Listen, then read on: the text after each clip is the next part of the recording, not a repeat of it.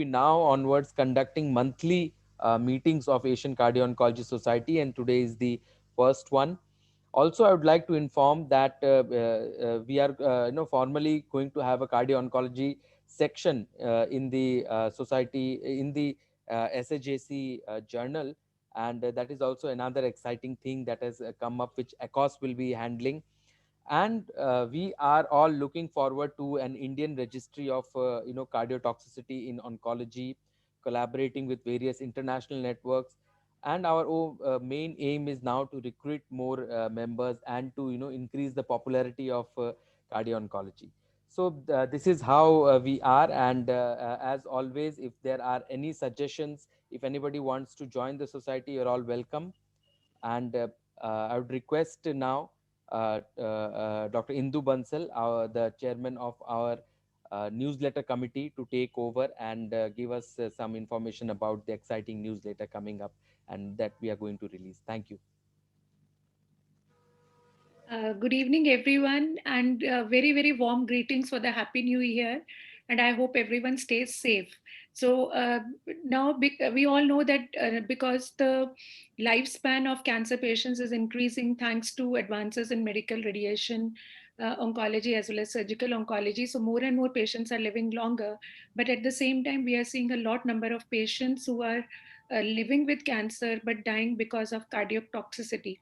So the thought, this was the thought behind starting ECOS, and it's a wonderful initiative, as among so many other initiatives done by Dr. Parekh. This is another one wonderful initiative, and I really want to thank him for having me to start the newsletter. And it's a very, very collaborative effort, I must say, with guidance at each and every step with Sir. So this newsletter, of course, we will be bringing it once in every 3 months, and contributions from radiation oncologists, medical, surgical oncologists, as well as cardiologists and physicians are more than welcome. So in this newsletter, for the first time, we have message from Dr. Devi Shetty, from Dr. Vivek Agarwal, and there has been contribution. In fact, this newsletter carries one cardio oncology survey which was conducted online, and we came up with some wonderful results in that. And I request all of you to please go through that. And there's a very interesting crossword also which has been given by Dr. Purvish, and there it also enlists about the various cardio oncology conferences which would be conducted over the year, and the recent advances in cardio oncology. So this would be once every 3 months. So I would encourage all of you to please give your suggestions, contributions, and please pass on this newsletter to your other cardiology colleagues and oncology colleagues. And we are this is just an infant step, and we want contributions and suggestions from all of you, because all of us, we can grow together and save the lives of our patients. Thank you so much for having me here and for entrusting me with this responsibility. But I can't do anything alone, so I also want to thank from the core of my heart Kashish and Kavina Creations, who were really very, very helpful in bringing out, and we were sending across messages, and Dr. Bhavesh also for excellent contribution, Dr. Anuprita, and there are so many people behind the team. And I want to give my personal thanks to each one of you for doing this work. Thank you so much. Thank you so much, ma'am. We'll now move on to our first part of the session, which is on cardiac imaging. Our first speaker is none other than Dr. Nitin Burkole. He is the director of the Department of Cardiology at Jupiter Hospital, Thane. Over to you, sir. Thank you, Dr. Agarwal. I'll share my screen here. Is my screen visible? Yes, sir. Yeah. So thanks for giving me this opportunity to present the echocardiography aspect of cardiac oncology, which forms a very pivotal role. The whole lecture is addressed towards my oncology colleagues, because the cardiologist colleagues may find it a very primary level. but I just want to appraise my oncology colleagues about the nuances of cardiac imaging and its limitations also. So the thing is, the definition of cardiotoxicity is quite variable because many societies have given different definitions. But the gist of the story is that the reduction of the ejection fraction should be below 50%, or the ejection fraction fall more than 10% from baseline, falling below normal for women and normal for men. And normal for women is 54 and normal for men is 52 as per the AAC guidelines, or a decline of more than 5% below 55% if you have symptoms, or a GLS fall below minus 18%, or a 15% relative decrease. Now, there are certain other things are also been suggested, that a RV free wall strain going below 20%, or increase in the end systolic volume by 15 ml, or increase in the end diastolic volume by 30 to 35 ml. Now the thing is, everything is revolving around ejection fraction and how perfect we are about it. That is the question. Now, to have a good ejection fraction, we really need a dedicated echo, and we really need a very good transthoracic echo study and a very good image optimization, because you have to planimeter this endocardium. So the endocardium should be visible in all the segments. And then you are supposed to use the rule of Simpson's rule, which is nothing but this method of disk, where you have calculate the volume for each of these disks and add to get the end diastolic and end systolic volume. So the premise is that you have to have a very beautiful endocardial delineation, and which may not be possible in all the patients. Okay, when you have it, that time also you have to do it very diligently and take the trabecula inside the volume. When you don't get a good endocardial delineation, use LV opacification contrast. It is very freely available all over India, and it gives you almost MRI like images. You get really beautiful endocardial delineation, and the chances that you will be always in the perfect long axis and get the end diastolic and end systolic volumes. So this is how you can planimeter and get the end diastolic and end systolic volumes. Now, there are certain serious limitations of a serial measurements of ejection fraction by echocardiography. First is that there is a physiological temporal variation. Operator variability is very significant. It needs a very good training, a very good learning curve. Then there is a hemodynamic and load dependency of the ejection fraction. So if your blood pressure rises, the EF can drop. If your volume, if the preload and changes, then also the ejection fraction can change, because it is highly preload and afterload dependent. There is a temporal variability of EF measurement by the biplane Simpson method that I showed you of around 10%. That is why all these guidelines are harping around that figure of 10%. The coefficient of variation of 2D echocardiography is almost 12%, which is around 4% for cardiac MRI. But however, we have to deal with echocardiography because it is the cheapest and very easily available. Then the inter and intra observer variability is around 10%. Secondly, one can develop a significant myocardial dysfunction or heart failure even with a normal ejection fraction. So this we call as heart failure with preserved ejection fraction. Secondly, there are always challenges after radiotherapy, left mastectomy, left breast implantations, and certain other patient factors like COPD to get good echocardiography images. The next best is to go for a 3D LV volume, a 3D LV volume acquisition. So this is how you acquire an entire pyramid of data sets and see to it that the entire left ventricular is inside this data set. Once you have this data set, there is almost an automatic or semi-automatic LV volume measurement. Now, with the development in the machine learning, the machine actually does much better job than the cardiologist. It actually takes the perfect long axis. So even if your long axis is slightly tilted, it doesn't matter. The machine adjusts it for itself. The endocardial delineation by the machine is much accurate.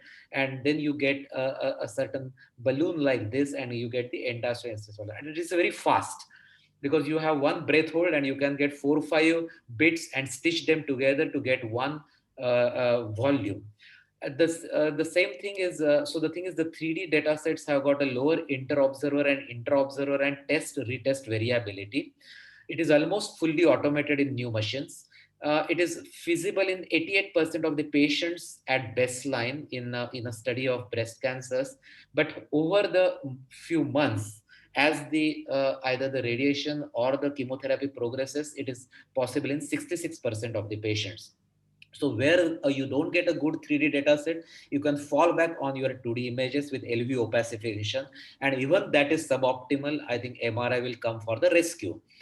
Second is that there had been studies done to compare all these modalities with MRI.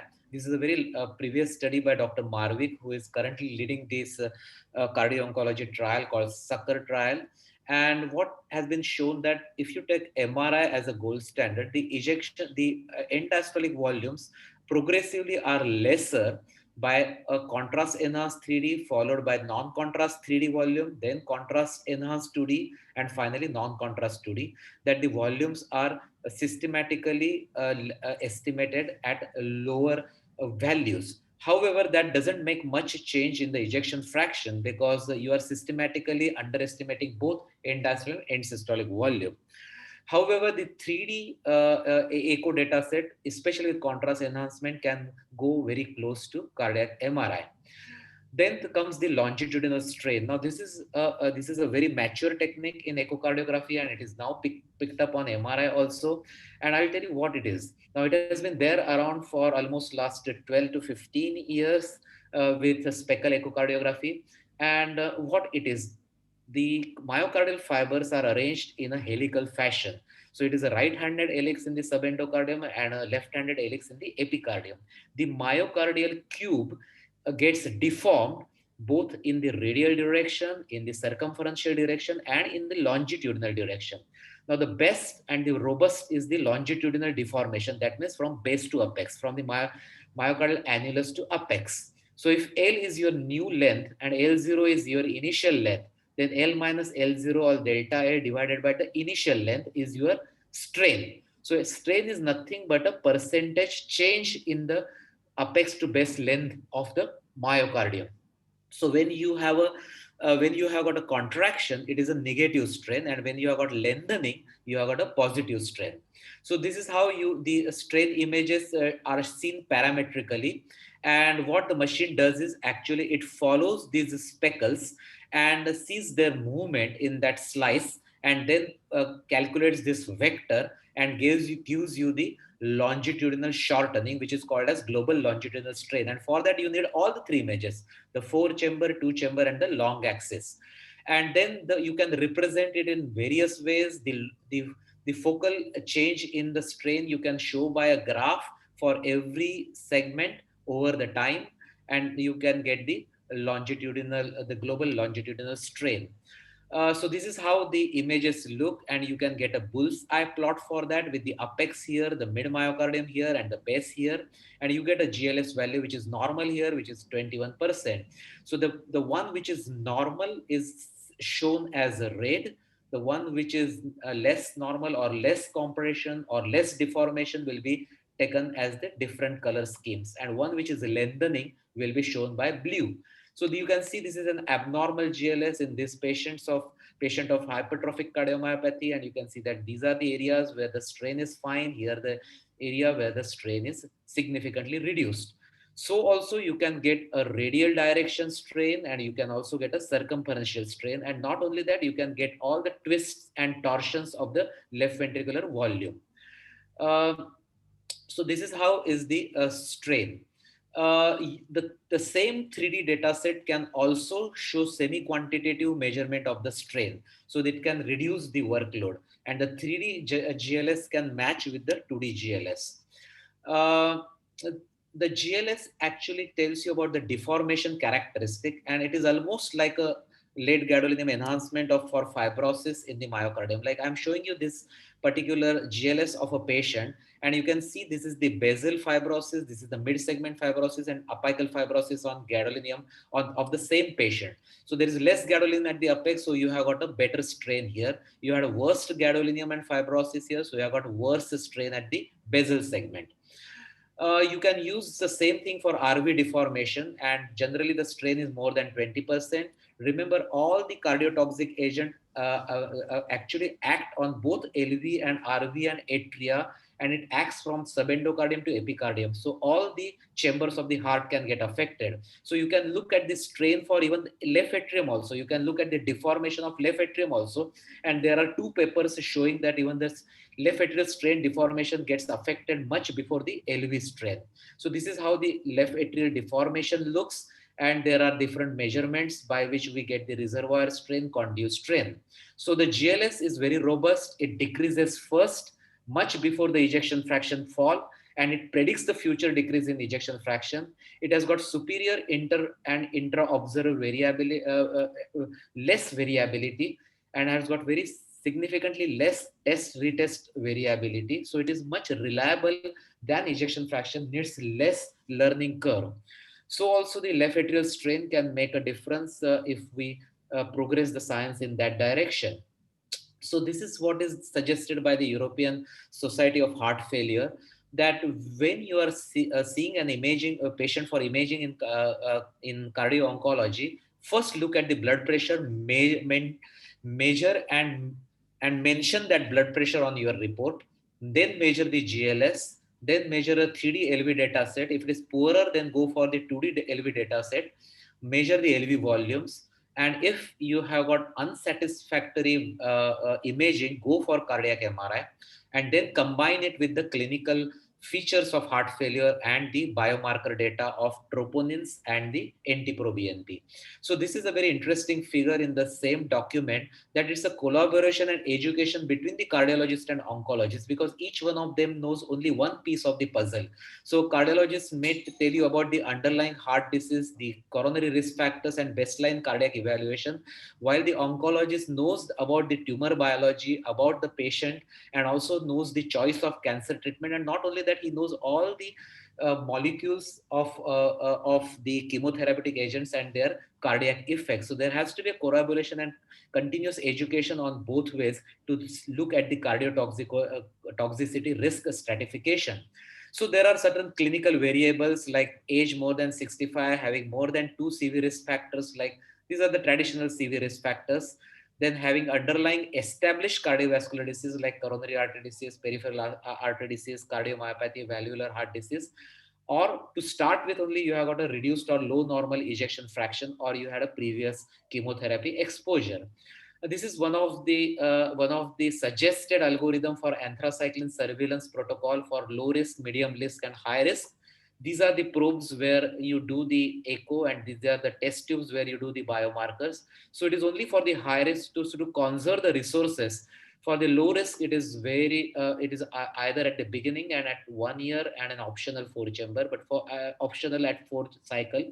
But for the high risk, it is after every 2 cycles with the biomarker data. So the thing is, these are the Sucker trial, which is in progress, and all of you know Sir, about this sorry to trial. interrupt, Yeah. but your time is up. Can you just Yeah, conclude, yeah. please? This is my Right. last slide. The 1 year follow-up of the Sucker trial has already shown that there is a reduced incidence of CTCRD when it is GLS guided. I will just skip this case, and I will end my lecture. Thank you. I'll stop sharing the screen. Yeah. Thank you so much, sir. We'll move on to our next speaker. Our next speaker is Dr. Elizabeth Joseph, professor from Christian Medical College, Vellore. Over to you, ma'am.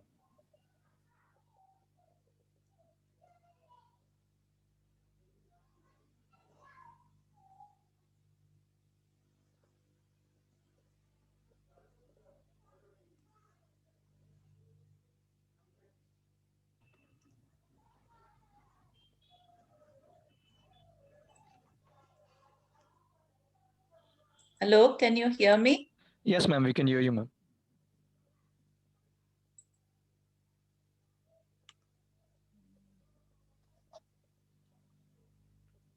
Yes, ma'am, we can hear you. Yeah, I'm just Yeah. trying to get it into a full screen mode. Just hold on.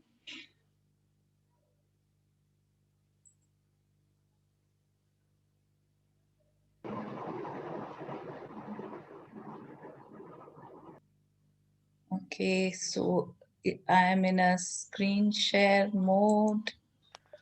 And Ma'am, you'll have to open your PowerPoint, ma'am. yeah, I'm opening.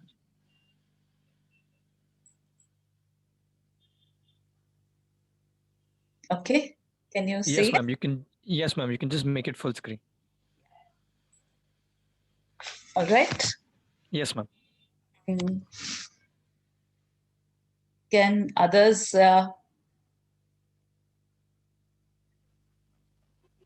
Yes, ma'am. We can see your slides. yeah, can I have others stop their video because it's coming in the corner of my presentation? Ma'am, you'll have to select thumbnail at your end. Okay.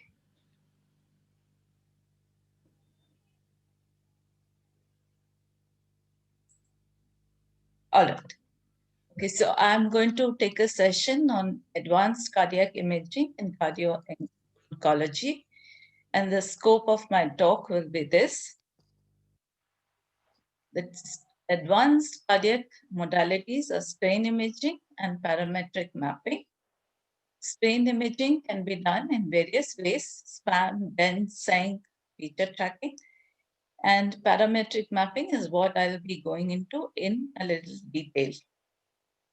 So these are the different types of tagging, which I will not be going into. Instead, I will concentrate on parametric mapping, which basically consists of native T1, post-Carroll T1, T2, and ECV. So the native T1 value represents the signal intensity of each pixel and directly encodes its T1 value. It can detect both edema and fibrosis. T2 can detect only edema and is one of the earliest markers of toxicity. ECV is a ratio, it's expressed as a percentage, and the hematocrit is required to get the value. It detects fibrosis along with native T1. So these are some of the parameters that we look at in oncology imaging. This is a normal patient. This is a patient with myocarditis with elevated native T1, ECV, as well as T2. This is a patient with fibrosis with plus minus elevated native T1 and elevated ECV. So cardiac dysfunction can be systolic or diastolic. So the parameters is for looking at the LV as well as the RV function, which we do routinely in cardiac MR. GLS is a new thing that has come in cardiac MR, and this slide I've got from my friend Priya. Heart failure with preserved ejection fraction, which represents diastolic function, can also be measured by cardiac MR, but is a more cumbersome way of doing it as compared to echo, so we don't do it routinely. Toxicity could be acute, subacute, and late. And these are all the different types of toxicity that could affect the heart. I will not be going into each of them as I have only 10 minutes to cover this talk. Acute is immediately after the infusion and does not need any imaging. Subacute is like myocarditis, and these two forms are rare. This is an example of what myocarditis looks like on cardiac MR. This is delayed imaging showing enhancement along the lateral wall. The T1 value is elevated. We look at the mean value and compare it with the control. And the T2 value here is normal. There is a criteria called the revised Lake-Louis criteria, which was made in 2018, which included mapping in the diagnosis of myocarditis. Immune checkpoint inhibitors is something that is quite a scary aspect of treatment, and the fatality is quite high. Unfortunately, even cardiac MR is not very good at picking up this condition. But if it does, it would avoid a biopsy. We move on to late effects, and that is the cancer therapeutics related cardiac dysfunction. The earliest change is in T2 mapping, later on in T1 and ECV, later on the global longitudinal and circumferential strain, as well as the LV-RV dysfunction, and finally symptomatic heart failure. So let's look at one case. I'm not going to go into the details of this patient, except that this is a study on 16 patients who were treated for CF breast. This is the third cardiac MR of the patient, where the cine images were normal. There was no late gadolinium enhancement. And these were the different values. So the T1 value at 3 different time points, the T2 value at 3 different time points, the ECV at 3 different time points, and the same values have been put into this chart, and it shows that over the 4-month period, there was no significant change in either T1, T2, ECV, or the LV ejection fraction. However, the ECV borders on the upper limit of normal. Our control upper limit is 32%. Now, this is another patient. And when we look at this patient's parameters, T2 alone shows elevation at 4 months, and ECV also shows borderline elevation at 4 months. So the plan was to follow these patients up to 1 year. Unfortunately, due to the COVID situation, many of these patients could not come back to us for follow-up. Now, this is yet another patient whose baseline T1 value itself was slightly elevated. And this could be because the patient has some cardiac comorbidities, or it could also just be that there is some temporal variability in the measurement. The ECV again is the upper limit of normal. In all these cases, the echocardiogram values have remained normal. So this study shows that the coefficient of variability in echo is much higher than cardiac MRI. This is yet another patient whose all values are normal except ECV, and ECV stands for early fibrosis. Another patient whose LV ejection fraction dropped, the RV ejection fraction dropped, but however, the other parameters remained normal. The same patient, the echo LV ejection fraction also showed a corresponding decrease. So this particular study done in 20 pigs showed that the T2 value was the first to drop. It detected edema and it drops at 6 weeks. Native T1 and ECV, which detect fibrosis, as well as the LV function, dropped at week 10. And LGE was the last to drop at week 12. By the time LGE forms, there is fibrosis and it is an irreversible condition. The same thing is shown in this diagram, that when the dose, the cumulative dose was low, there was no toxicity. But when the higher cumulative dose was given, there were changes in T2 mapping, but T1 mapping was normal. If anthracycline was continued, then there were changes in both T2 as well as T1. If it was stopped, the change that was noticed in T2 shows that it was reversible. This is depicted in this graph. Another study with 50 patients showed that those with CT-RCD had larger temporal change in native T1, T2, as well as ECV. But the temporal changes in these patients overlap with controls, and that is where the problem lies. So temporal variability poses a challenge to routine clinical application. Another study with 327 patients showed that patients with no cancer had normal ECV values and T1 values, Those with cancer pre-treatment had again normal T1 and ECV values, but those with cancer post-treatment, which was looked at 3 years, had elevated ECV values. So they said that this could represent imaging biomarkers of interstitial fibrosis. So what is our take-home message? Early detection of cardiac toxicity is a challenge. Newer applications of cardiac imaging like parametric mapping are proving to be an invaluable tool, and we foresee a future where we will be using these routinely in practice. Thank you.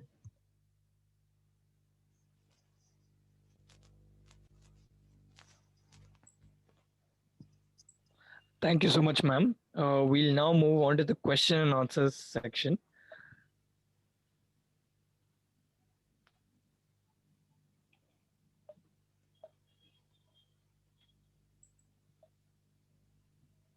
So we have the first question from Vivek sir himself. Sir, can I request you to moderate the question and answers? Yeah. So this question is to Dr. Nitin Bunkure, sir. Excellent presentation, sir.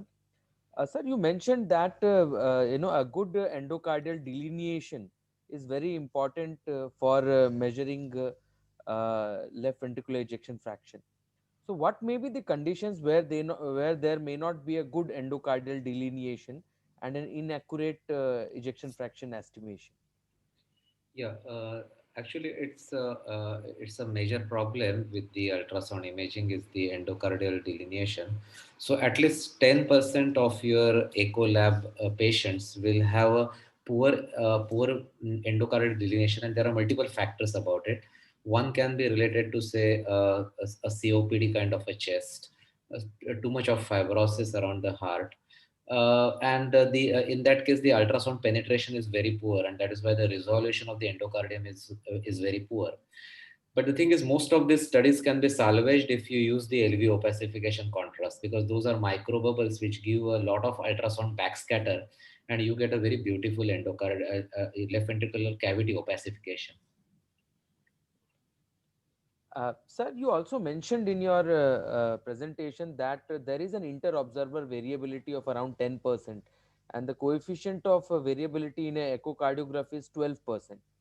Now, if we take 10% drop as a toxicity, so don't you think, sir, this becomes a very sensitive indicator, because there is a inter-observer variability of 10 to 12%, then a patient can be normal at one end of the variation, and a cardiotoxicity is there at the other end of the variability. So Yeah. this really makes us think how sensitive or how reliable a 2D echo can be. So how do we Correct. solve these questions?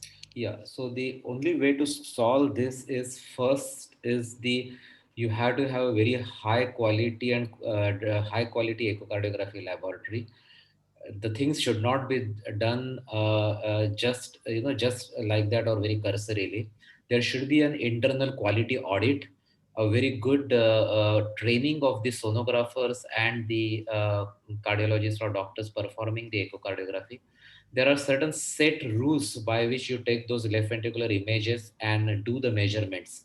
If you do that, then in our lab, the variability is only 5%. In that case, probably 10% we can definitely look at the drop. And now I'm not talking only about our lab, but there are so many labs across the countries in good institutional hospitals where they have got a very good quality control and a very good training of their sonographers and the physicians. In that case, probably you won't have a difference of more than 5%. You will not have more than 5% variability. Secondly, the labs which use LV opacification contrast, they will have much lower. And 3D luckily will have much lesser than that. And with automation and artificial intelligence and machine learning, the job is going to become much more easier. So I think, sir, we can take the inference that in cardio-oncology, a 5% intervariability is probably acceptable, but 10% is not acceptable. Exactly. Okay, sir. And when you have got poor images, you have to use the LV opacification contrast. Okay, correct, sir, correct. I mean, these are really good terms and all, so we can sort of mention to our cardiologists so that they take us more seriously. Yeah. Sir, another thing that you mentioned was, separately an LA strain and a LA GLS. So, sir, can we measure this left ventricular GLS and a left atrial GLS separately? Yes. Are these separate entities? Yeah. And you mentioned that LA is something even more sensitive and earlier than LV. Yeah, that is actually the trend. The left atrium being a very thin wall chamber, actually most of the traditional risk factors, including hypertension, diabetes, and obesity, they also affect the left atrium much earlier. And secondly, that is also true for the cardiotoxic drugs also. Being a thin wall chamber, it suffers first, but it is the most neglected chamber. So the ALS trend drops first in most of our lifestyle diseases too, and that is why you are seeing this epidemic of atrial fibrillations and strokes going on along with heart failure with preserved ejection fraction, because the left atrium gets affected much earlier. The only challenge there is that being the left atrium having a very thin myocardium, tracking with the speckle is also little difficult, and that is true. That challenge is there for both echo and MRI, but still now the machines are quite capable of giving a very reliable result there. Okay, okay, interesting, sir. I mean, LAGLS is something that probably can, can be a good research subject now, because of you. It really, I today really gained a lot from your lecture. Thank Another question by Dr. Vamshi Krishna is, the strain. He's asking that is the strain calculation done by machine or it is a manual process? Interestingly, it is completely done by the machine. You cannot do any change in it. The important thing is that the data is processed by the machine from the raw data acquired during insonation of the heart. So the speckles are tracked by the algorithms. And what has happened is earlier, the different vendors used to have different algorithms, but the American Society of Echocardiography and the European Society of Echocardiography, they brought all the vendors on one table and got them to have the same kind of algorithm.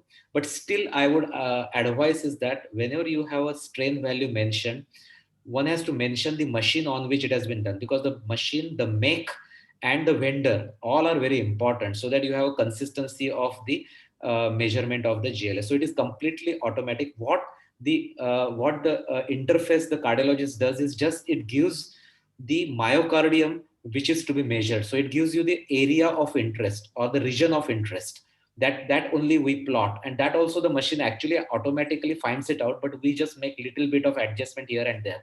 Rest everything the machine does. Okay, and this facility is there in most machines which are used in the country, sir. True. Actually, all the machines sold after 2010, all the higher end machines will definitely will have a package for the longitudinal strain measurement. They will not have the package for radial and circumferential. That is generally an offline measurement by the specialized echo packs and other things. But otherwise, the GLS is an integral part for last 10 years. So it is only the will to use it and a little bit of training. Yeah, yeah. Thank you, sir. Thanks a lot. Another thing that I would request you, sir, that in our newsletter section, Professor Hemant Madan has given an echocardiographic measuring, echocardiographic protocol for oncology patients. So I'd also, like you to go through the same in our newsletter and have your comments regarding the same. Thanks a lot, sir. Vivek, can I have a question to Dr. Elizabeth? Sure, sir. Sure, sir. Please go ahead, sir. Dr. Elizabeth, you mentioned that T2 edema is the first earliest evidence of cardiotoxicity. So, how frequently should we do this imaging in a patient of breast cancer who is high risk for cardiac toxicity? Who's, for instance, who's getting anthracycline chemotherapy? Once in 3 months. The problem with cardiac imaging is that it is an expensive tool. So in our center, we're now trying to come up with just a package that gears towards looking for cardiotoxicity, so that you don't run all the other sequences, which then builds up to a large bill also. Right. So GLS can be done with whatever you have acquired. You don't have to do anything additional, but you have to have the software, which most of us don't have. But if you have a software, you can throw that in. You can look for delayed enhancement. You can do T2 stir imaging, which also detects edema, and then you can do the mapping. Fantastic. Thank you very much. Thank you so much, Elizabeth, ma'am. Thank you so much, Nitin, sir, for the wonderful session. We'll now move on to our next part of the webinar. This is, we're going to have two fantastic debates. So first, we'll have the oncology component of the debate. Our first debater is Dr. Vamshi Krishna, Director and Head Medical Oncology and Hematology at the Institute of Oncology, AIG Hospitals, Hyderabad. Over to you, sir. Good evening, everyone, and thanks to Dr. Purvish and the ACOS team for giving me this chance. What I will be talking about in the next 10 minutes or so would be the role of anthracyclines in LABC. And for me, as a traditionalist, old is always gold. And I will try to establish the role of anthracyclines in a locally advanced breast cancer. Next slide, please. Obviously, the topic does require some introspection. What exactly do we mean when we talk about a locally advanced carcinoma breast? And what exactly are we talking about borderline cardiac fitness? Next slide.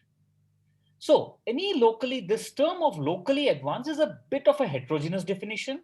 Any patient with a T3, T4, N2, N3 is what we would by and large call a locally advanced. But as all of us are aware, this could range from a young lady with a huge fungating breast mass, which is only present in the breast and axilla, to a patient who is 70 years old with a small tumor just causing some skin dimpling. Both of these would be locally advanced. However, by definition, they would be treated differently. The risk of spread is different. So for me, with this topic, what I would choose to do is select these locally advanced cancers who have a high propensity for spread and who have a poor prognosis. Now, this specific selected population is usually not reflected in trials alone. As always, the therapy would depend on the hormone receptor status and the HER2/neu status. Next slide, please. So this is just one study which shows you what is the distribution of these subtypes. The luminal, that is the hormone positive, is around 51%. The triple negative is around 10%. However, these are Western figures. In India, triple negative, which is a much worse subcategory of breast cancer, a much more aggressive variant, would be around 20 to 25%. HER2 is around 20 to 25%, and rest are usually the HR positive. So that is important for us because these triple negatives and HER2s do often present in more advanced stages. Next slide. So when we look at the treatment, when we go back to history, why at all do we use anthracyclines? The very first EBCTCG meta-analysis in 2008. Now just look at this polychemotherapy. You have 100,000 women in 123 randomized trials. Now, my opponent might talk about smaller trials, 1,000 patients, 100 patients, but Dr. Joydeep, remember, this is a EBCTCG, 100,000 women. And what that clearly established is that compared to just regimens like CMF, you would definitely have a benefit with anthracyclines. More importantly, when you added anthracycline to taxane, you got an even better benefit. However, they could not establish that taxanes could replace anthracyclines. Anthracyclines are needed in reducing the recurrence rate as well as the cancer mortality. And remember, again, when we talk of any long-term survival, now in cardiology, I was talking to my friend about how we look at 5-year survivals. That's not really something you look at. In oncology, for us, 5-year survivals are very important. When you look at a locally advanced breast cancer, you're talking of, say, 70 women being still alive after 5 years, the rest 30 would have died because of their cancer. That's the kind of numbers that we are talking here, and that's why these numbers are important. Next slide. So, what about the next EBCT? Now, this came in 2018, and what they showed, not changing the drugs, however, giving the drugs even with more intensity. So, giving a dose-dense chemotherapy by sequential administration or frequent administration. Next slide. Again, 38,000 women. And this again showed that when you give a dose dense, which is typically dose dense anthracycline followed by dose dense taxanes, again, you're having a further benefit and a reduction in recurrence from around 30% to 26%. Breast cancer mortality reduces by 2.8%, sounds less, but remember, we are talking of 100,000 women who get breast cancer every year. Even a 2% benefit here would translate to more than 2,000 lives, which is a significant number. Next slide. Now, more importantly, not just looking at the total number, if you look at this subset analysis, more than 5 centimeter, that is 3T3 to T4, 0.81 hazard ratio, significant benefit of dose-dense chemotherapy. If you look at nodal status, N4 plus means more than 4 nodes, very significant 0.85 hazard ratio. When you look at ER negative, PR negative, 0.83. Even in the ER positive, PR positive, ER positive, PR negative groups, you are finding a benefit. HER2 positive, HER2 negative, HER2 positive, well, doubtful, but HER2 negative it showed. Next slide. All this just goes to re-emphasize that you need adjuvant anthracyclines. Next slide. This was a nice review article, which I have taken some charts from. The important randomized trials, which you looked comparing anthracycline and non-anthracycline. So you had the US Oncology, not too huge numbers, only 1,000. TC versus AC. TC was a viable alternative only for low-risk breast cancer. Again, that's not what we are discussing today. We are talking about LABC. The CALGB, paclitaxel less toxic, inferior efficacy. The BCIRG, I will talk about just in a while. Next slide. This paper also looked at something that was the ABC trials. There were 3 trials, all of them comparing TC versus TAC or anthracycline containing regimen. If you look at the table below, the exploratory endpoints, if you have lymph node negative and HR positive, benefit is, well, not much. We already know that. But if you look at 4+ lymph nodes, which is again what we are talking about when we say locally advanced, you're having a difference of 5.8% for HR positive. You're having a difference of 11% for HR negative. So just because someone is HR positive, you should not avoid anthracyclines. It is important when you're talking about a locally advanced breast cancer, both in terms of size as well in terms of the number of lymph nodes. Now, the WSG Plan B did show that the TC6 is effective option. However, that was in HER2 negative early breast cancer.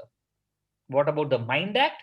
Again, did not really fit its aim of showing better outcomes over anthracycline-based regimens, again in early breast cancer. So again and again in every study, when we look at advanced cancers, be it HER2, HR positive or negative, you are finding a benefit with anthracyclines. Next slide. Triple negative, when you look at when to use anthracyclines, these are what you look at, triple negative and significant lymph node involvement. Next slide. What about triple negative breast cancer? There has been no study as far as I could find where they omitted anthracyclines and found any benefit. So triple negative, Dr. Joydeep, you have to give to me, you have to use anthracyclines. No debate. Next slide. When you talk about HER2 positive, there is some debate. Initial meta-analysis showed a benefit with anthracycline, but then came the BCIRG 006. Next slide. Now this study looked at comparing TC6 versus AC followed by TH followed by TCH, and they showed that the addition of trastuzumab was better. However, addition of anthracyclines did add a benefit of 2 to 3%. Again, look at the numbers, more than 5%, only 6% patients. Looking at the other report, number of positive nodes, only 10% patients had higher nodes. So again, not a representative group, not powered to look at this group, and therefore the benefit of anthracycline still persists even in the HER2 positive LABCs. Importantly, what about the therapeutic index for critical clinical events? Look at that grade 3-4 congestive heart failure, 21 versus 4 if you avoid the anthracycline. The benefit in terms of survival is definitely higher than that. So yes, there might be slightly higher cardiac problems, but your overall survival is higher. Next slide. There are a couple of studies. You look at the AP trial, omitting anthracycline, but less than 3 centimeter node negative. Next slide. CATHERINE. Important study now. We are using neoadjuvant HER2 therapy followed by TDM1. Again, anthracyclines used in 78%. So anthracyclines are there. Next slide. The TRAIN 2 study did not include a lot of the population that we look at. So again, I'm not really looking into this. Next slide. Next slide, please. So what about borderline cardiac status? Next slide. The ASCO guidelines given in 2017, next slide, looked at those patients are having increased risk of cardiac dysfunction who are using high dose anthracycline or high dose and lower dose anthracycline with trastuzumab. Those patients who are using lower dose doxorubicin or epirubicin or trastuzumab alone are low risk. Next slide. So in India, what do we see? We see more triple negative patients. We see larger tumors. We have huge problem with affordability. Most patients will not be able to tolerate all these fancy drugs. Anthracyclines, we know how to use. The toxicities are manageable. Doses used are lower. And finally, we look at overall survival. Next slide. So to conclude, LABC is an aggressive cancer that warrants aggressive therapy. TNBC, you cannot omit anthracyclines. HR positive, LABC, yes, you probably do need anthracyclines. HER2 positive, most patients would need anthracyclines even if you're using NACT with a dual anti-HER2. Borderline cardiac status is by and large undefined. We can monitor closely, we can have a close watch and can detect cardiac dysfunction early. Remember, we are talking of 3 to 4 doses of anthracycline only. Next slide. So Dr. Joydeep, for me, anthracyclines like Muhammad Ali still remains the greatest, and I would look forward with interest to see what you could say on that. Thank you. Next slide. Yeah. Thank you, Dr. Vamshi. So before we go on to Dr. Joydeep, just to say that the premise was actually a 50-year-old female patient of locally advanced breast cancer who had borderline cardiac fitness and required curative treatment.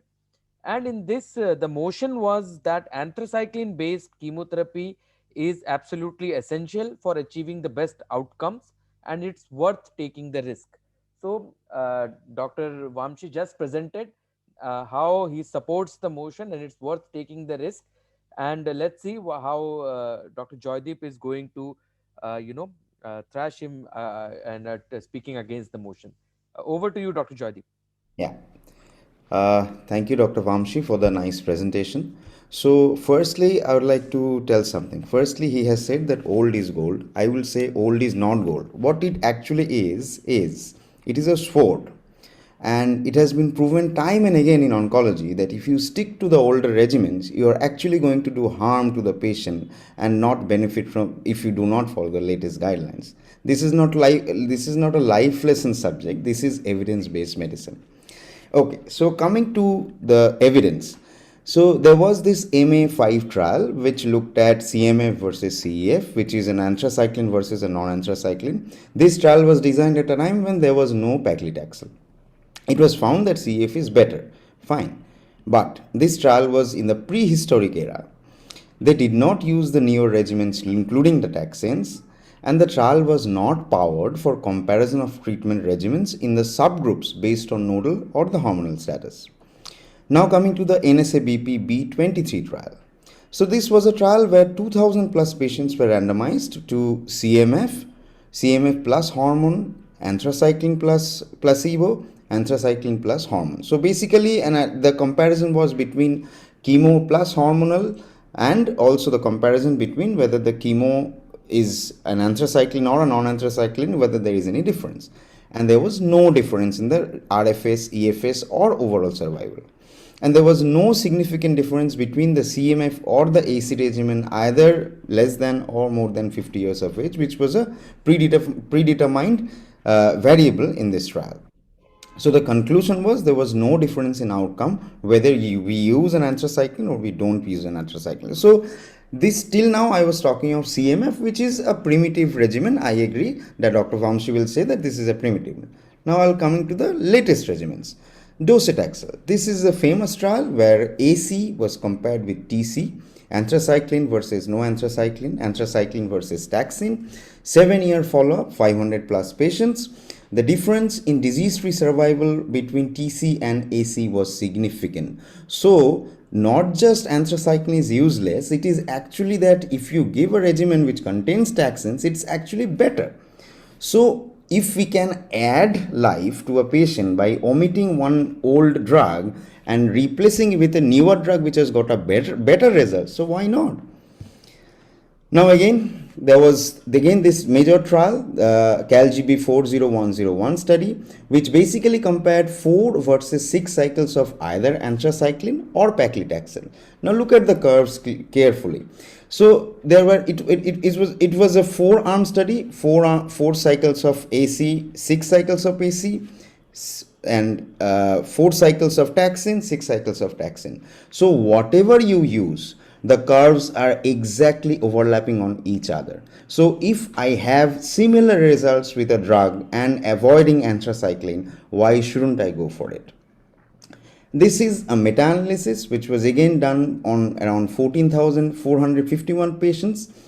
It was directed towards taxane versus no taxane, rather taxane versus anthracycline containing regimen, and the conclusion was, despite failing to show non-inferior to anthracycline containing regimens in patients with breast cancer, it provides evidence that both regimens significantly improve the DFS OS, and TC regimen may be non-inferior to anthracycline containing regimen. Again, it is proof that taxane containing non-anthracycline regimen produces equally good results as anthracycline based regimen. Now coming to this another trial, the adjuvant trastuzumab in HER2 positive. This was a famous trial. So here 300 plus patients were included. There were 3 arms. This trial was shown by Dr. Vamshi. Now he has compared all the 3 arms and shown us the curve. But I'd like to mention the figures here. So the 5-year DFS rate was 84%, those who received anthracycline versus 81%. So there was just a 3% of decrement, which was not statistically significant. And overall survival between the anthracycline versus the non-anthracycline was exactly the same, 92% versus 91%. So there was no significant difference in the efficacy, either disease-free or overall survival between the 2 trastuzumab-based regimens. So this trial proved that there is no need of anthracycline in HER2 positive tumors. Now coming to the APT trial, this was again shown by Dr. Vamshi. I would highlight here that in this APT trial, there was a small tumor, node negative. No anthracycline was used. It was weekly paclitaxel followed by trastuzumab maintenance. It achieved a 98%, 95 to 98% disease-free survival. Now you tell me where in oncology other than Hodgkin's lymphoma you can have a better survival than this. And this has been achieved purely without anthracycline. So there is hardly any scope of improvement in addition to giving anthracycline to such patients. So my conclusions will be, many trials have clearly shown that taxanes alone or in combination with cyclophosphamide is actually better than anthracycline containing regimens. Anthracyclines have led to cardiac dysfunction. There are cardiologists in this forum. We all know that anthracycline induced cardiac damage is irreversible, and in a patient who has got a borderline cardiac dysfunction, any kind of dysrhythmia or decline in the ejection fraction will kill the patient even before the disease comes back. So I feel it is better to be safe than sorry, and we should not kill an otherwise healthy lady for some age-old concept of gold standard called anthracycline. Thank you.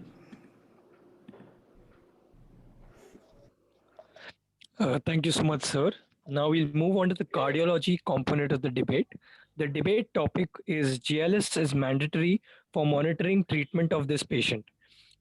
It's still the same case study, the 50-year-old female with borderline cardiac fitness requiring curative treatment for locally advanced breast cancer. Our first debater for the motion is Dr. Naveen Matthew, who is the professor and cardiologist at Amrita Institute of Medical Sciences, Kochi. Over to you, sir.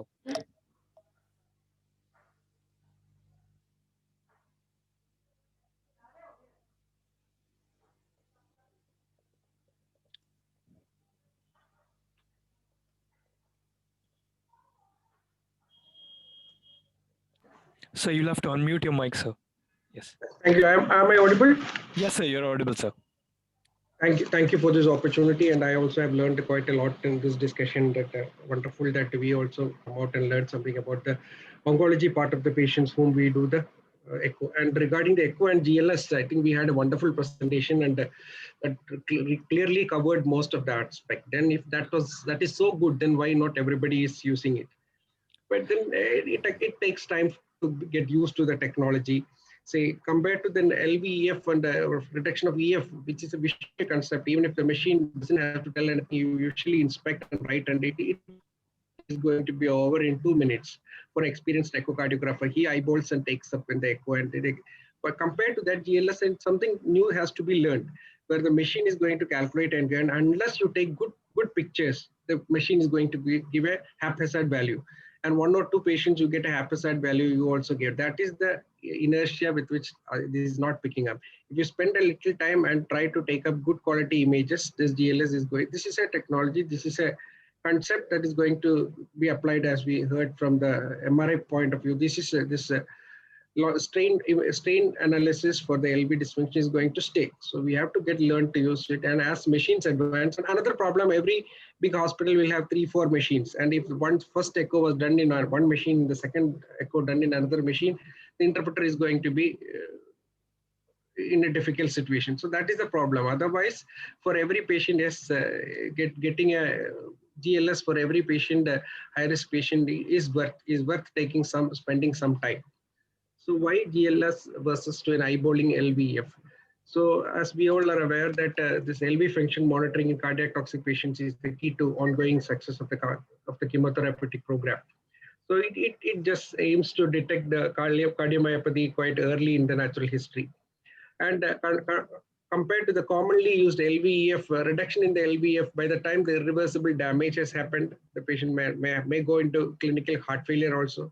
Compared to that, there is still a hope that picking up the subtle LV dysfunction by global longitudinal strain by adding the neurohormonal blockade, that is adding beta blockers, ACE, ARBs, the ARNIs and all, you are going to reversible it.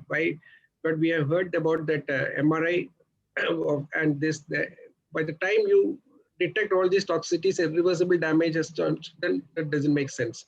So herein an easy screening compared to the MRI, where GLS will be able to pick up quite early, and you will be able to add the new neurohormonal blockade so that you can prevent overt clinical heart failure or worsening in outcomes.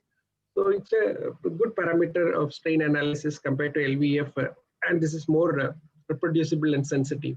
And we all have heard about how to measure the GLS. So all the three images has to be the apical views, 4-chamber view, 2-chamber view, and the 3-chamber view. And each are usually acquired subsequently so that the patient's heart rate remains the same. So good 3 images with almost 3 identical heart rates will make the machine easy. And problem happens whenever, say, CA breast operated patients, there will be a scar, the images will not be good. So some portion of the LV. So you will go on foreshortened views you will get. So the apex will have high strain values, and also acquiring good image will be the key, especially in the post-operative patients. You may have to spend some time. So that, say, if you have a busy OPD, that is the problem. You want to finish the echo and go quickly. So there all are the problems with this.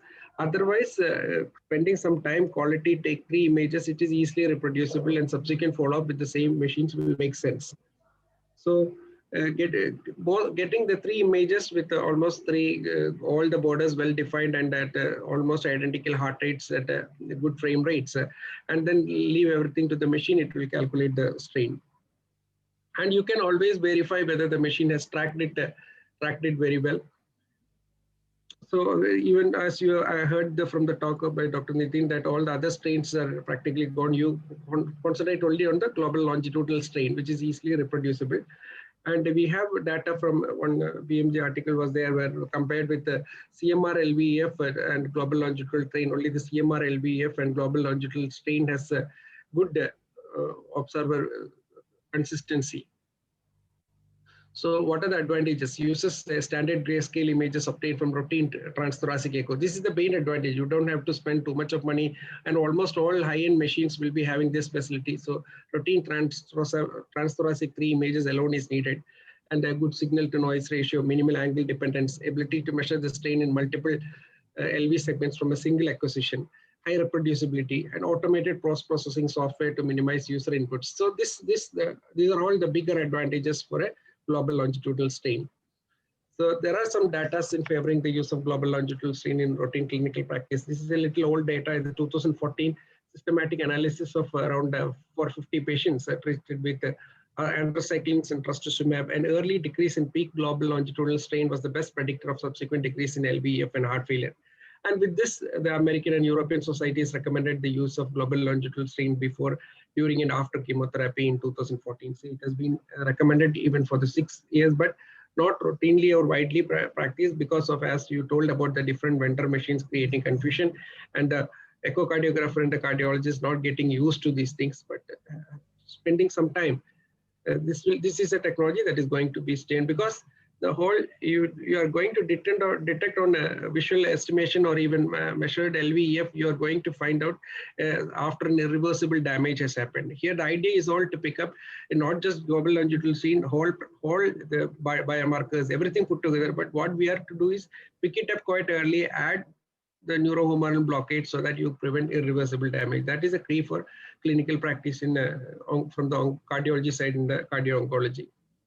So this is the recent data for favoring the use of global longitudinal strain.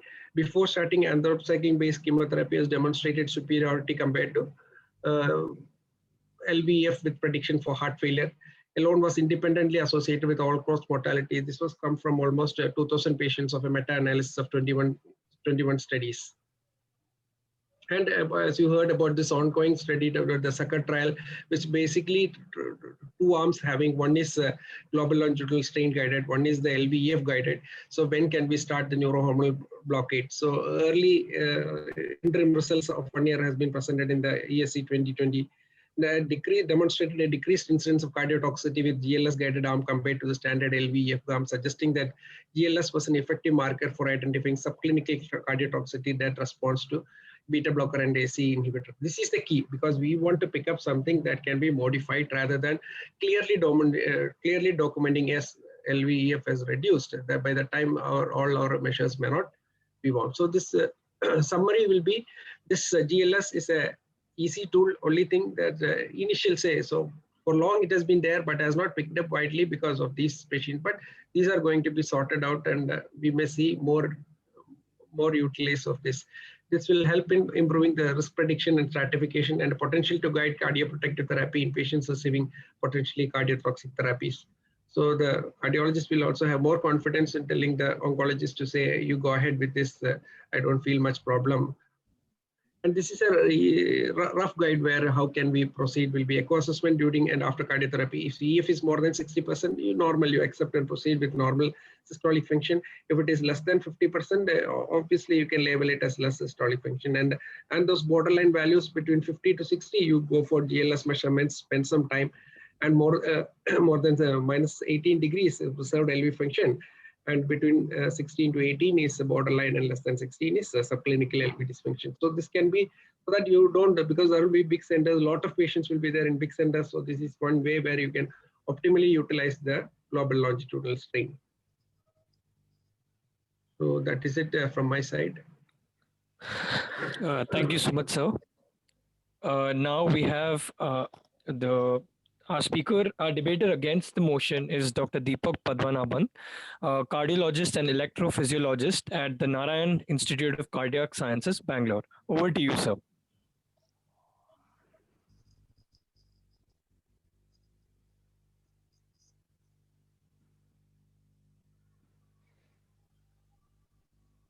Deepak, sir, are you able to hear me?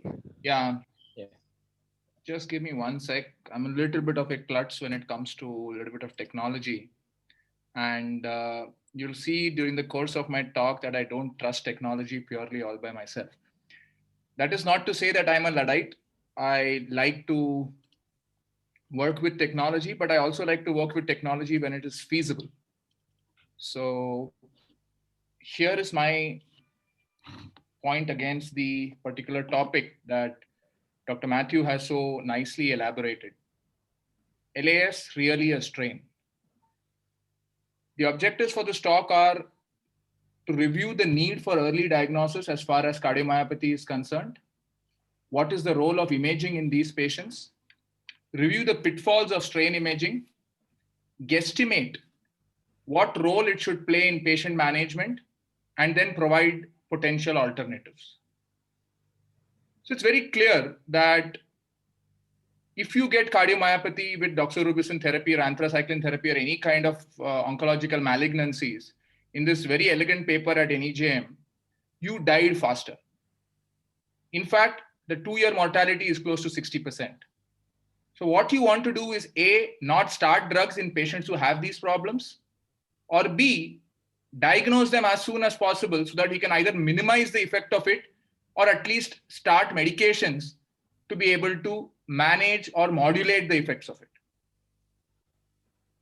Ejection fraction, as we all know, is a great tool to manage once the damage has been done, to help us guide therapy once it has been done, but it is not very sensitive to predict damage. You cannot predict what is going to happen on the basis of your EF today with respect to what is going to happen to the patient tomorrow by use of a drug in terms of what's going to happen to heart failure. In fact, we can't even do diastolic dysfunction diagnosis very well with just the use of ejection fraction. Numerous variations are already known, well described when the values are low for ejection fraction. And it does not have a very good sense or give anybody a good sense of the cardiac energetics. Strain essentially comes out of the myocardial deformation that happens because there is sarcomeric unidirectional shortening, which results in the change in the shape and size of the cardiac tissue. And strain essentially is the fractional change in length relative to the baseline. It's a very straightforward concept. One you would think is very, very easy to understand and very, very easy to measure. So what strain essentially does, is essentially look at the shortening of tissue, either in the rotatory format, in the longitudinal format, or in the circumferential format. The one that we are debating today is the more commonly used one, or the one that is being found, that is a longitudinal strain. Essentially what you are saying is, before the heart muscle contracts, this is your length.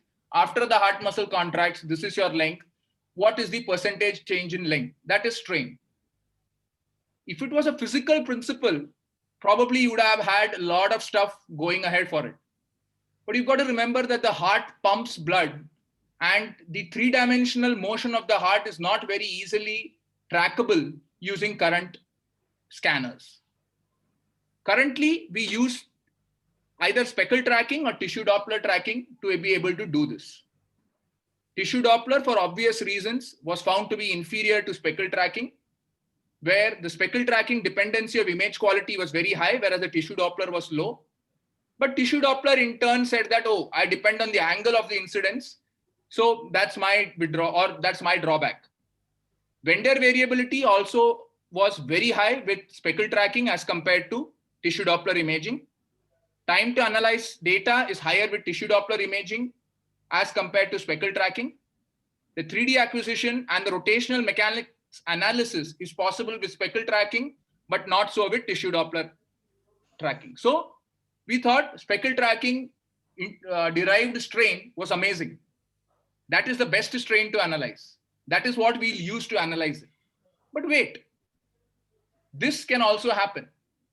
You can actually make a problem worse. The road to hell is paved with good intentions. Let me bring you back to this particular thesis. The Green Revolution of the 1960s and its impact on small farmers in India. We took implements, techniques from the Western world, decided that, okay, let's bring them to India. We did not understand the complexities of what is the small farmer in India, which was the majority of farming that was conducted in India at that point of time. We did not figure out the initial investment required. We underestimated the fact that the farmers could actually sway national practices. And finally, what happened was we worsened disparity. We led to violence. We led to suicides. And finally, soil erosion and poor farming practices. To take this metaphor further, oncology coverage in India is not optimal. Cardiac coverage is also not optimal. Invasive interventional cardiologists are the rule. Imaging specialists like Dr. Burkule are extremely rare. Collaboration is possible, but only in apex institutes. Even there, easy collaboration is not doable. The load of patients that are waiting for an echo and the wait period for an echo itself is very long. Transmissibility of data as far as speckle tracking derived strain is concerned is not optimized, and you are not able to review paradigms very well. So if I have done something, I cannot send it to Dr. Burkule very well to say, sir, please review this and tell me what do you think about it.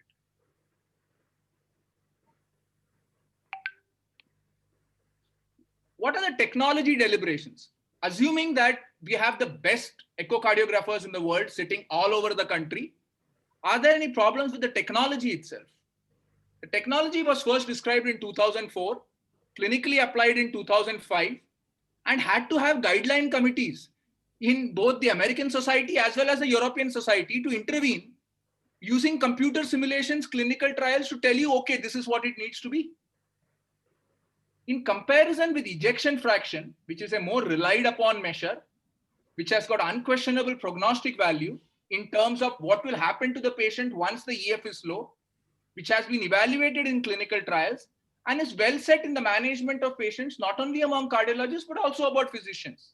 We are trying to change that. This was the paper that Dr. Burkule mentioned upon, where they brought about all the different vendors and manufacturers and found that there was a change of approximately nearly 21% in the various values. It was statistically significant and it had to be taken into cognizance. Yes, this has been acted upon today, but has it been acted upon today enough to actually use it in day-to-day life? Again, we are also processing data. It is not the human intervention there. There is a difference in the spatial and the temporal acquisition of these images. It is very significantly dependent on the pixel number, the number of beams which are actually taking the image, and the frame rate at which you record this. Remember, if your pixel size is smaller, the accuracy of tracking is larger. But for a smaller pixel size, to be able to track it is not very easy. So you need an optimal pixel size to track. For every tracking technique, we need to know the optimal frame rate for the best tracking. And I'm not sure that everybody who's going to do this is going to understand how to do it. Also, the accuracy decreases when there is an increased frame rate, and if that frame rate is obtained by causing lower beams per image sector. That is, if you have lesser number of beams, which result in a higher frame rate, that is going to decrease your accuracy. At an increasing heart rate, to be able to track that small little part of tissue, you need a higher frame rate. So for pediatric studies, studies done during exercise, studies when dobutamine is given, your frame rate needs to be higher. But how much higher? We have no idea. There are no specific recommendations here. Again, if you have time-dependent parameters like strain rate, it is even worse, because then the baseline itself is at 100 frames per second. How much more higher do you need to go? If you've not had enough so far, let me take you more. Speckle tracking options are available all over the place, but the software is still expensive. It is dependent very highly on the image quality that you get. Remember, there's an automated endocardial tracking software that we are talking about here. It's not very easy. It's very highly susceptible to near field artifacts. The so-called normal values are not so normal. They are highly dependent on the loading conditions that the image is taken upon, and the reproducibility becomes that much more different.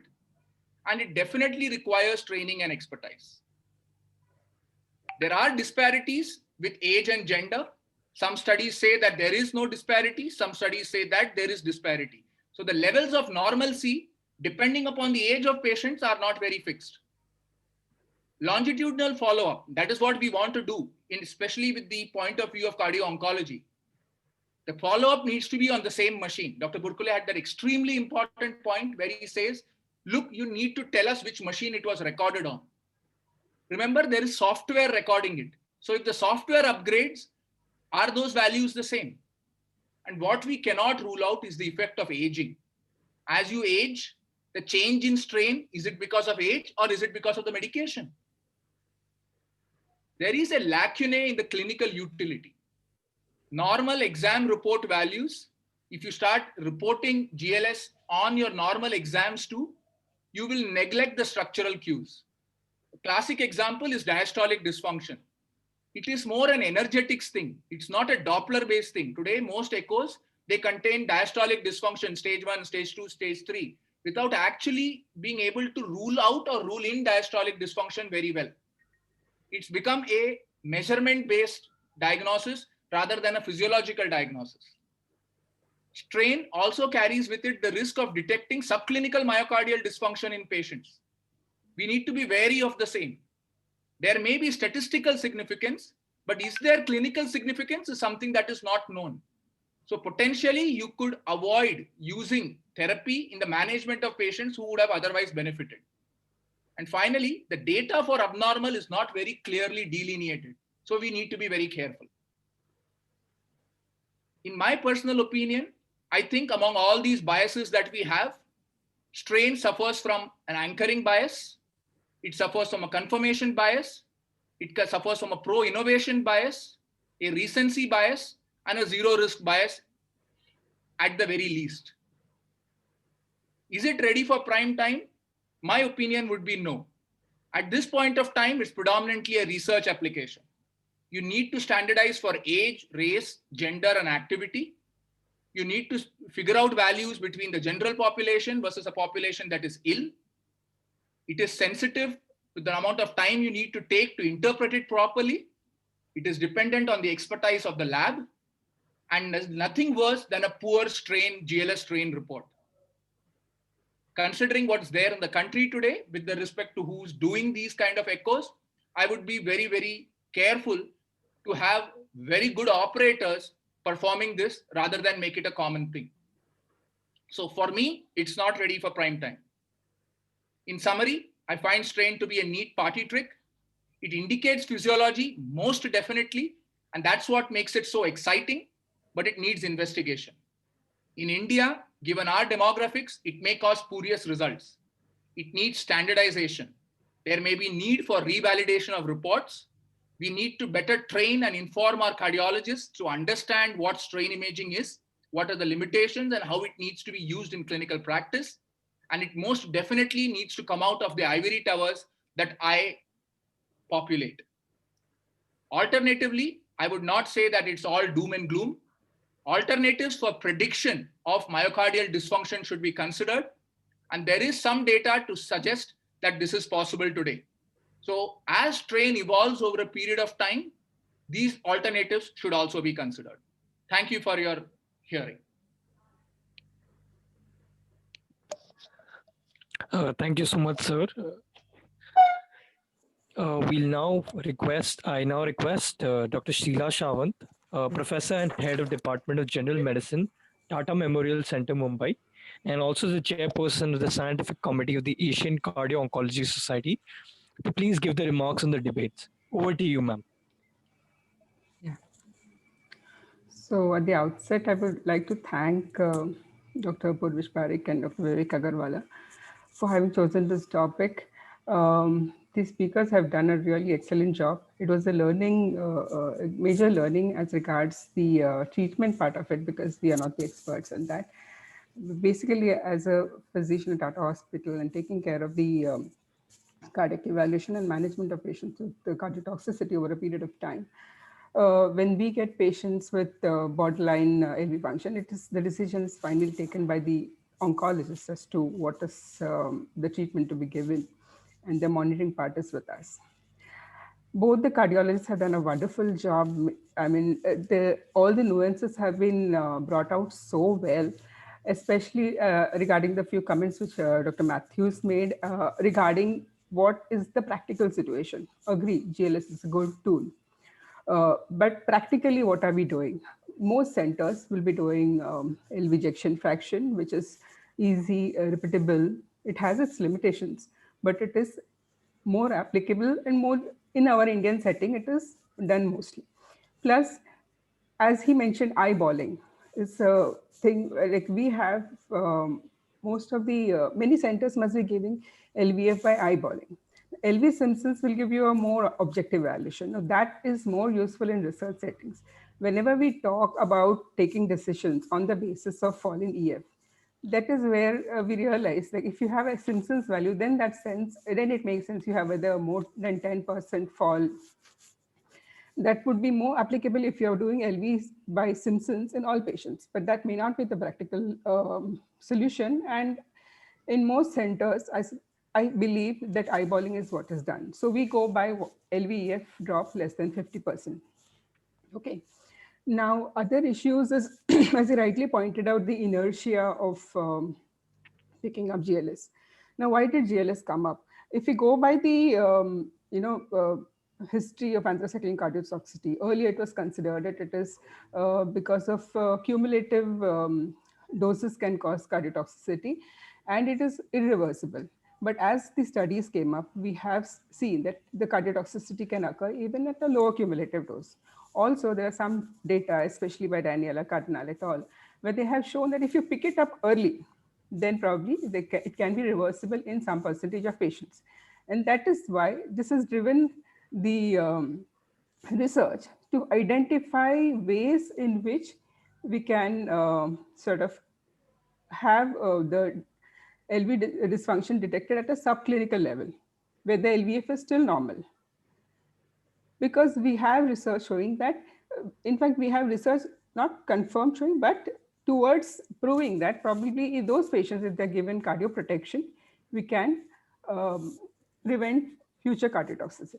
Now, all this is because it has been identified that cardiovascular disease is an important cause of mortality and morbidity in cancer survivors. So definitely patients who are undergoing curative cancer therapy, we do not want them to be cardiac cripples in future.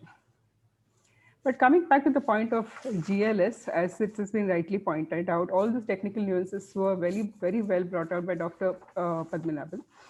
And basically, that is what we also face in practical, that you will have multiple machines, you will have different types of machines. You may have patients coming with the baseline echo done elsewhere. They may or may not would have done a GLS, and comparison is difficult. Time is an issue. You have too many patients on the list. The best you can do is to assess, to do a good 2D imaging and good reliable EF. And of course, if you have a 3D EF, then 3D would also be good, but that is in our center practically.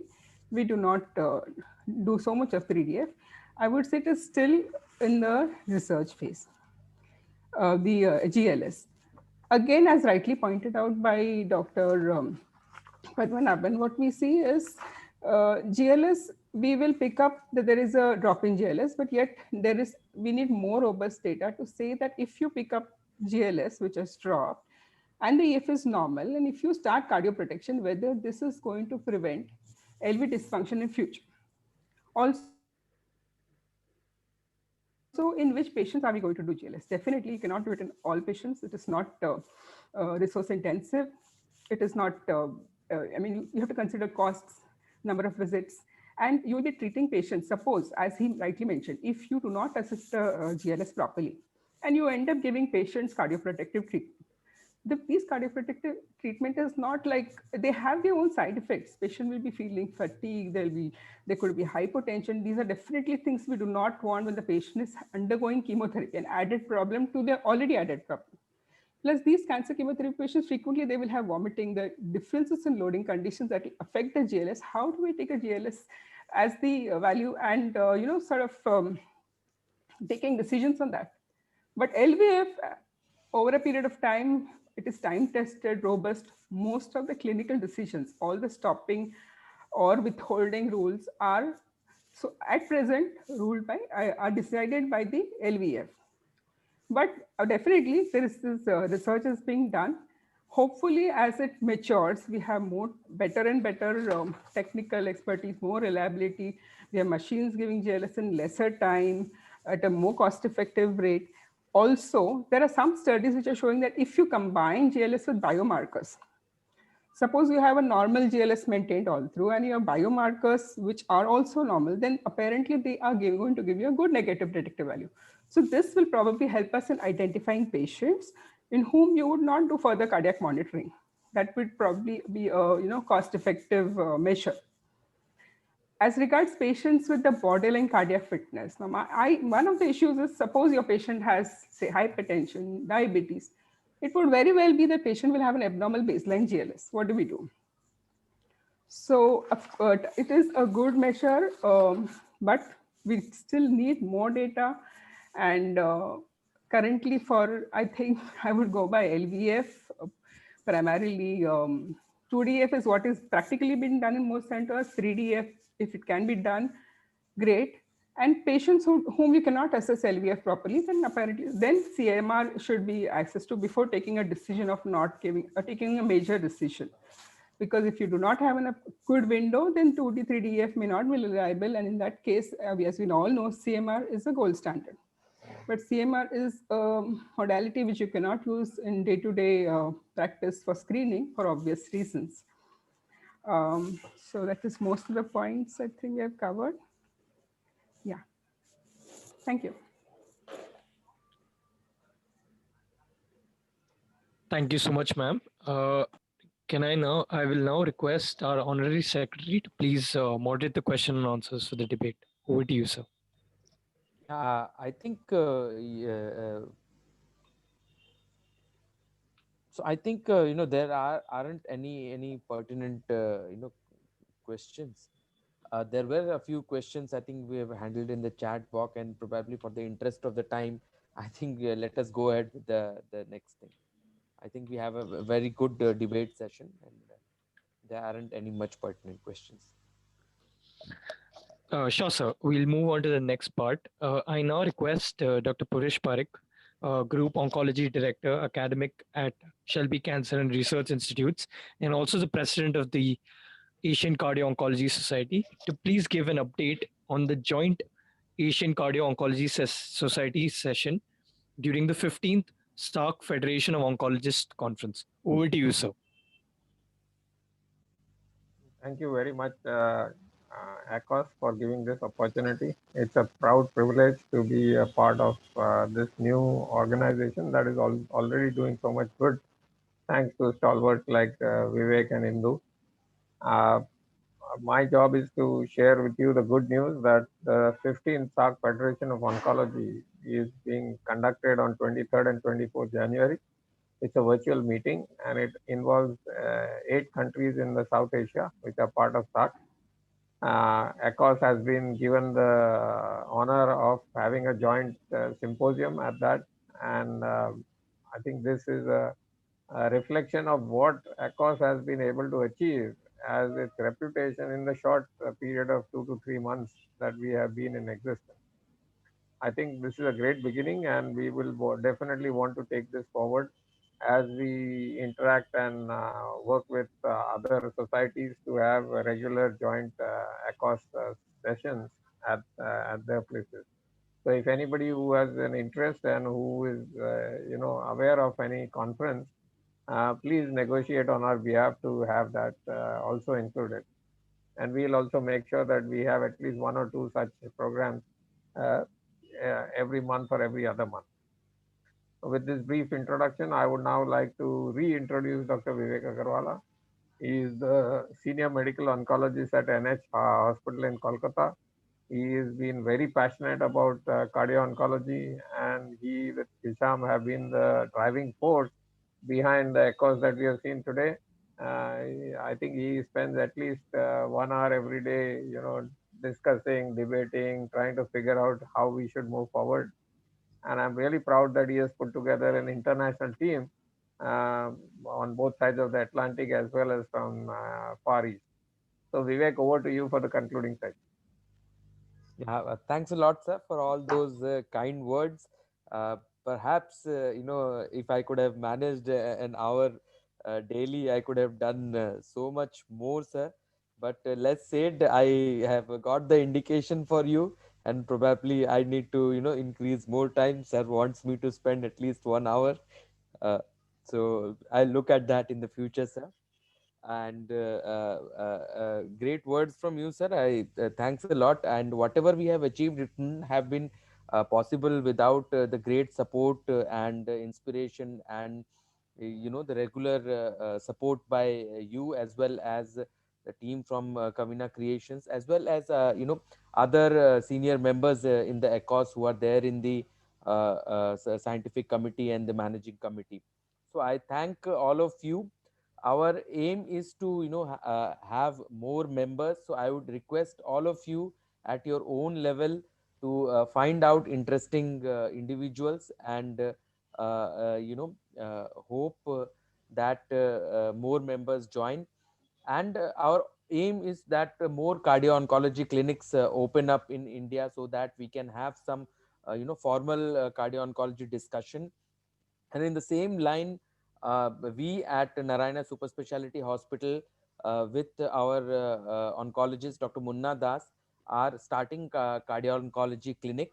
So initially this will be every week on Thursday from 1 p.m. to 2 p.m., and we have kept a prior appointment list where me and the cardiologist Dr. Munna Das would be in our eco lab, seeing the referred patients together for a common cardio oncology clinic.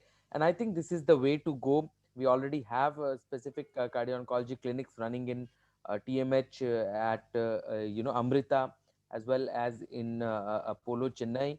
And we would encourage more oncologists and cardiologists to come together for such beautiful deliberations that we had today. Again, looking for suggestions on how to proceed further. And if you have any suggestions, be free to mail us, or message us, or in any way you want to communicate with us. We are all ears to whatever suggestions you have. And looking forward to more and more such kind of scientific deliberations, so that we can do some significant work under ACOS. Thank you. A very good evening to all of you, and good night. Thank you.